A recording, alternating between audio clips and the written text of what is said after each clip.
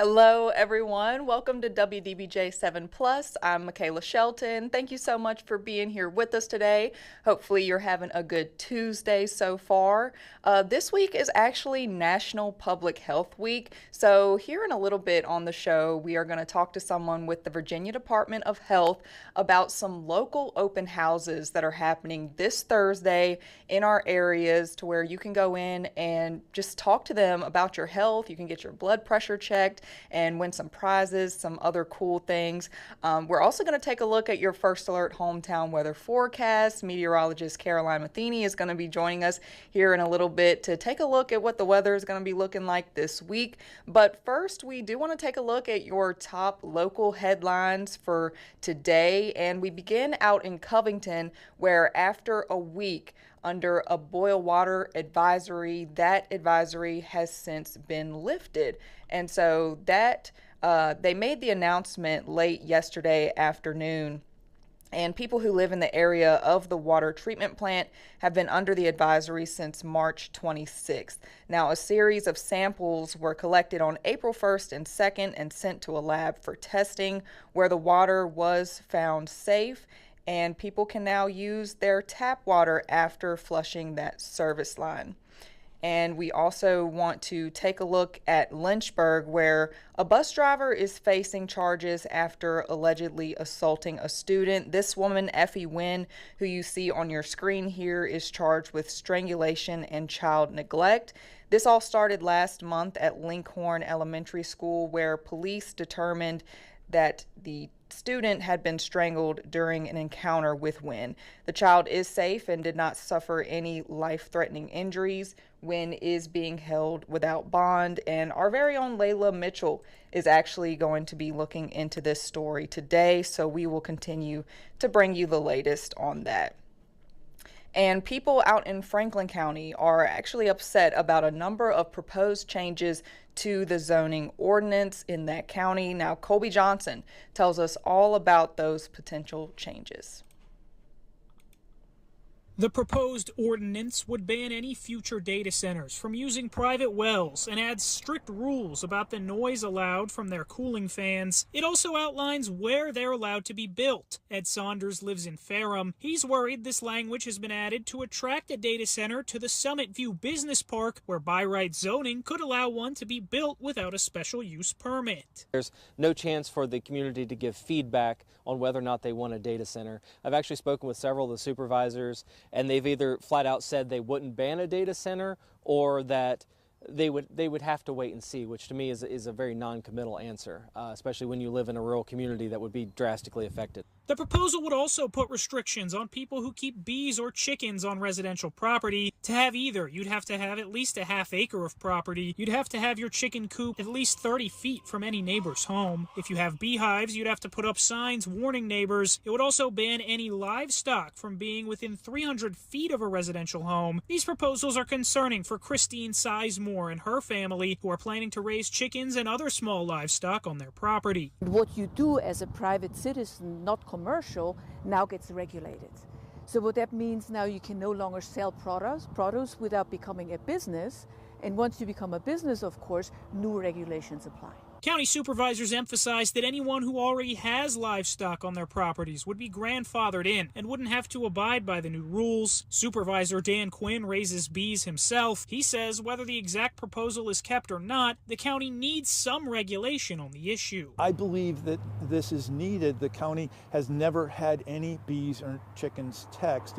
It's made it difficult on them to mediate disputes between neighbors that want bees and chickens and neighbors that are troubled by bees and chickens. Board of Supervisors Chair Lori Smith says some new guidelines are needed because the last ordinance rewrite was in 1988, when the vast majority of county properties were agriculturally zoned. Today, there are many agricultural properties right next to residential neighborhoods. There is definitely some distinctions that need to be made about how we're aligning land uses across the entire county, but it's certainly not meant to be injurious to our farmers or to people that are currently, have certain uses. Lori Smith emphasizes this is only a draft and lots of changes could be made in the coming months. She urges all county residents to share any concerns they have with the plan.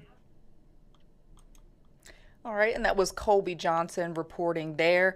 Over in Lynchburg, families with the YMCA of Central Virginia's swim team say they were blindsided over the weekend, learning their coaches are no longer employed. Layla Mitchell spoke with a family out there and tells us more about what happened. For many families, the YMCA swim team is more than a sport. It's a second home. I've been swimming for a little over a decade now, and I just finished my 9th season with the Y. Luke Cottle says his coach has been a constant in his life. Basically my entire swimming career. He's been there, he's helped lead me, and he's really shaped me into who I am today. That's why he says this weekend came as a shock. Families received an email stating, quote, "Our swim team leader's employment has ended, effective Saturday, April 4th, 2026. They say it came just hours after returning from Y Nationals. Coach Ryan has coached not just Luke, but his older brother. It's been over a decade. But I think most importantly, Ryan has been there to just help shape these swimmers into the young adults that they are. Families say the sudden change is impacting more than just routines. It could affect athletes' futures. In the swim meets, that's how our kids get times. And my initial reaction was this will be detrimental to the athletes such as my son who are in the middle of the recruiting process. I mean, I don't want to be selfish, but I was like, how is this going to affect my kid and his aspirations to swim in college? With summer meets now canceled, many families are left without answers and a wavering trust in a team that once felt like a home. I understand that financial HR program shifts happen all the time in nonprofit, but the manner in which this was communicated was unacceptable, and I don't know that that trust can be rebuilt. In a statement, the YMCA says the swim program is not canceled and remains a priority. They say they cannot comment on personnel issues, but are working through a leadership transition and developing a plan moving forward with a focus on stability and supporting athletes. Families tell WDBJ7 they're hearing support from other teams across the region, but despite the uncertainty, many hope to stay with the Y. Okay, and that was Layla Mitchell reporting there. Hopefully they can get that figured out for the families and students that want to continue, but we'll keep you updated with the latest on that story. Don't go anywhere though. We have a lot more coming up for you today on WDBJ 7 Plus. It is National Public Health Week, so we're going to be talking about, some of the efforts around our hometowns and some open houses that you can attend for free in the area that the Virginia Department of Health is putting on. But coming up right after this quick break, we're going to be joined by our meteorologist, Caroline Matheny, to talk about your weather headlines and what you can expect for the upcoming week weather-wise. So don't go anywhere. We'll be right back with your weather after this.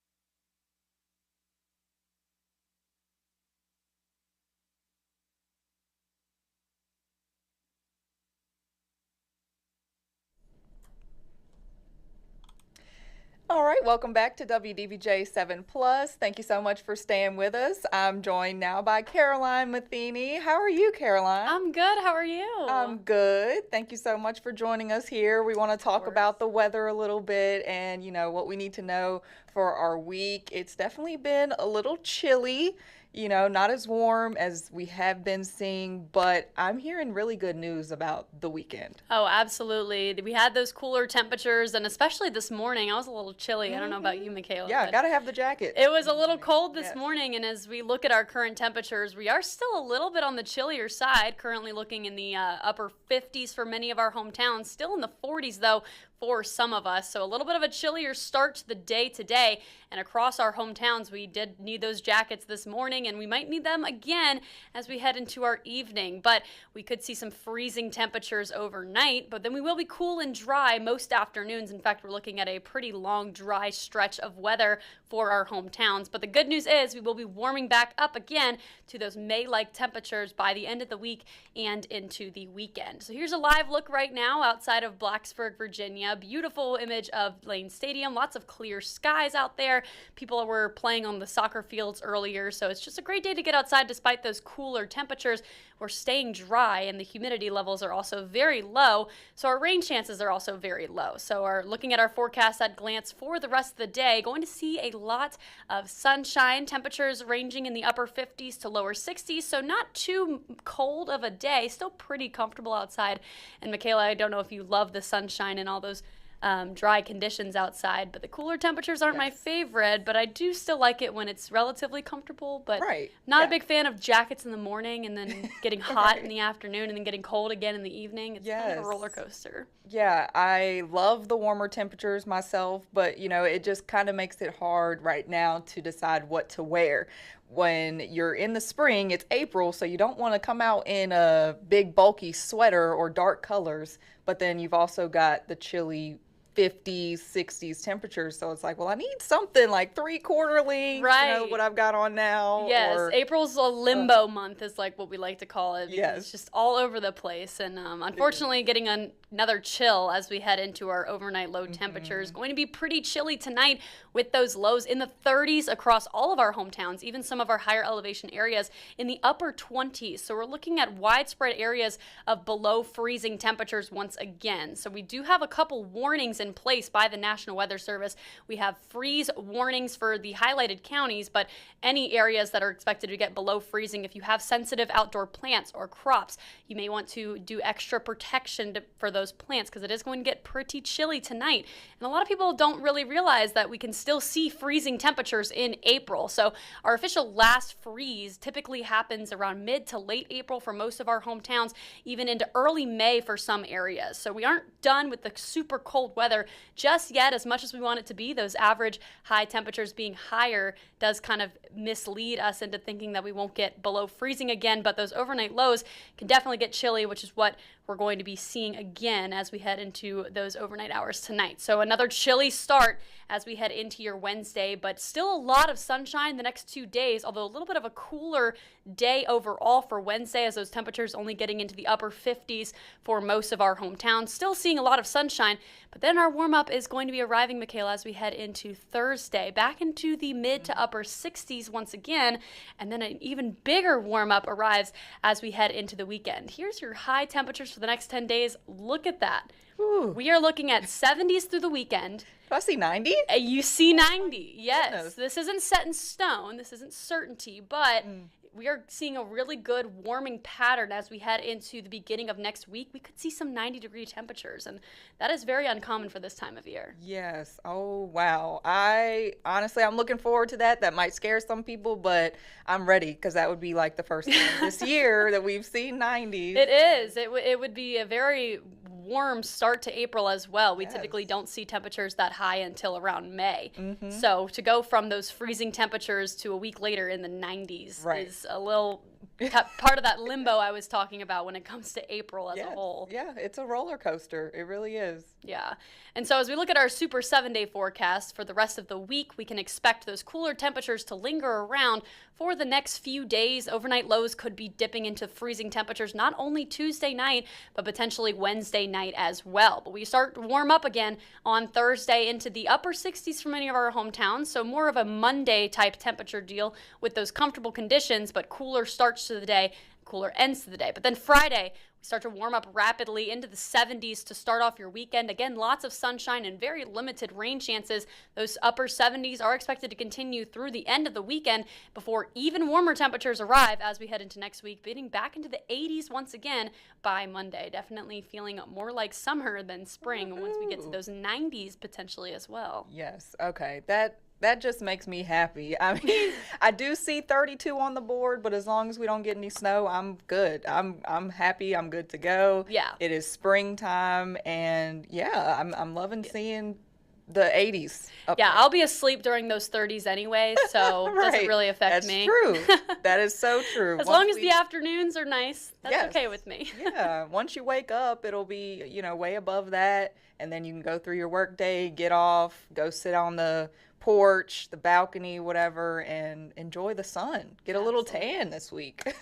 You know what? Tanning sounds like a great idea. Right. Yes. On our weekend, on our days off, we can do that. All right. Well, thank you so much, Caroline, and thanks for staying with us. We will be right back after this with an interview with the Virginia Department of Health to talk about some events that are happening in our hometowns this week for National Public Health Month. Stay with us.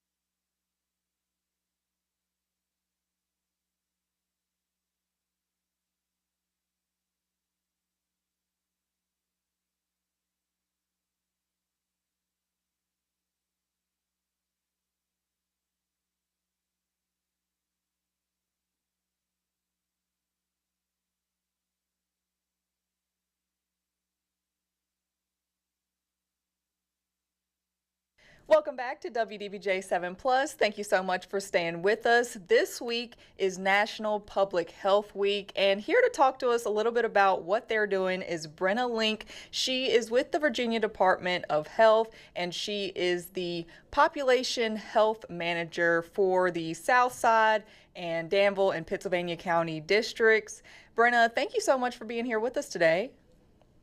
Thank you for having me. Yeah, of course. So first of all, just talk to us a little bit about, the Virginia Department of Health, but how these smaller individual districts really help our local communities.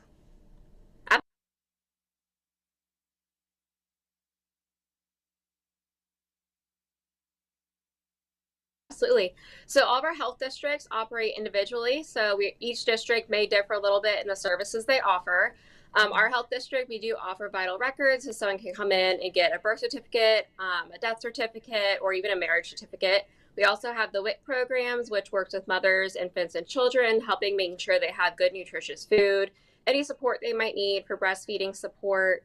We have our epidemiology team who looks at tracking and education on infectious diseases, our emergency preparedness program that will help in the event of an emergency. They were a vital role during the COVID pandemic and helping making sure we had vaccination clinics and any supplies set up, as well as our nursing team, which I think is one of the programs we're known more for. So immunizations, STD testing. We also do the car seat and pack and play programs for safe sleep education and car seat education, as well as environmental health, which covers our food inspections for restaurants. And then my team is the population health team. And we focus on outreach, our community health assessment, collecting data, anything really that's public facing where we can go out and meet with partners and build those relationships and help make sure people know we're here and how we're here to help. Right. Yeah. It sounds like y'all do so much for the local community and just keeping people healthy. So talk a little bit about what y'all are doing for, National Public Health Week within our local areas.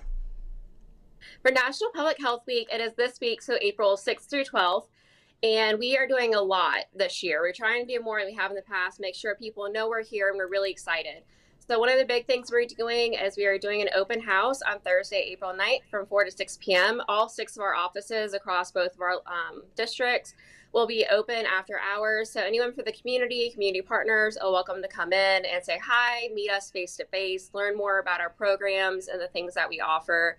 We also will be having Rapid Revive training by some of our partners with the community service boards, which is teaching people how to recognize the signs and symptoms of an overdose, as well as how to use and administer Narcan, which can reverse that opioid overdose. We will also have our nurses on hand doing blood pressure checks, and we will have some little games going on, like a scavenger hunt where you can look for logos.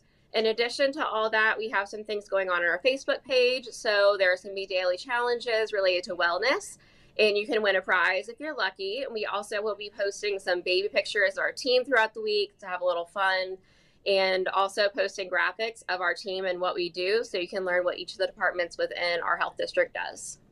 Wow, that sounds awesome. Talk about the importance of having these open houses and, spreading this awareness to the people in the community. I think a lot of people forget that public health is here, that your local health department is here for you to help. A lot of people forget that we're here. They think all we are is just, food inspections or just STD testing. So we want to remind them of everything we offer and let them know that we are here to help. All the new programs we have, my department, the population health team, is new within the last few years. So you may make sure people know that we're here to help them, and also that we're available to help them with any events they may have and answer any questions that may have. Also, being able to just meet the different departments, meet the managers, meet some of the staff really helps put a face to the names of the programs that they see on paper all the time. Mm-hmm. Right. And I think I also heard that y'all are doing blood pressure testing too. Talk about the importance of getting regular blood pressure testing done. Our area has a large number of people with high blood pressure, and so we're trying to encourage people to check their blood pressure on a regular basis because knowledge is power. We always hear that. And also because we want to make sure people are aware, because if you have a high blood pressure, especially for a long period of time, it can lead to things such as a heart attack or a stroke. So you really want to try and encourage people that prevention is key, and really just knowing where you're at. And so if you do have high blood pressure for a long period of time, also reminding them to talk to their doctor. Right, absolutely. And you also mentioned some trainings that y'all are doing, throughout the entire month. Talk about, what y'all are doing for that. Yeah, we're really excited. Our emergency preparedness, under them, they have the Medical Reserve Corps, which is made up of a team of volunteers, not medical and non-medical. And so the Medical Reserve Corps coordinator is helping us offer trainings with some of the volunteers throughout the month. So we'll be looking at some of that Revive training again. We'll also be looking at Stop the Bleed, which teaches people how to help stop bleeding in the event of an emergency when there's a large amount of blood. Also looking at Stroke Smart, again, educating people on stroke and the warning signs and symptoms, and how to help make sure that a person gets the emergency care that they need. And those are being offered both in a combination virtually and in person. They are all free. Okay, gotcha. So if people are interested in that and also the open houses, where can they go to get more information? Our Facebook page has all the information we've been posting, which is Fitzvaney-Dable and Southside Health Districts. Okay, perfect. Yeah, and I'll also put a picture of that up here on the screen now. I think it is so important just to stay aware and to also get that training, because you just never know when something could happen or when an emergency could arise, whether it's at home, at work, out in public. So I really appreciate the work y'all are doing here in our hometowns. Thank you so much, and thank you for letting us be here to help spread the word. Yes, absolutely. Well, thank you, Brenna, and thank you all for watching. Don't go anywhere. We'll be back with more WDBJ 7 Plus right after this quick break.